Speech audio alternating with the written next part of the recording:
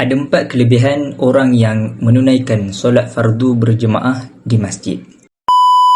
Yang pertama, dia akan mendapat pahala sebanyak 25 kali ganda berbanding solat di rumah ataupun di tempat selain daripada masjid. Yang kedua, sekiranya dia berwuduk dengan sempurna daripada rumah dan keluar menuju ke masjid semata-mata, Allah akan meninggikan darjatnya.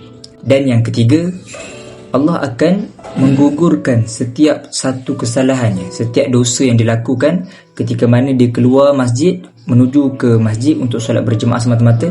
Allah akan gugurkan dosa-dosanya. Dan yang keempat, malaikat akan mendoakan individu yang keluar semata-mata untuk menunaikan solat berjemaah di masjid dengan malaikat mendoakan, ya Allah, rahmatilah dia, berselawatlah ke atas dia. Jadi ini adalah 4 kelebihan orang yang menunaikan solat fardu secara berjemaah di masjid. Yang mana ini adalah yang disebut dalam hadis Nabi SAW dalam Sahih Bukhari.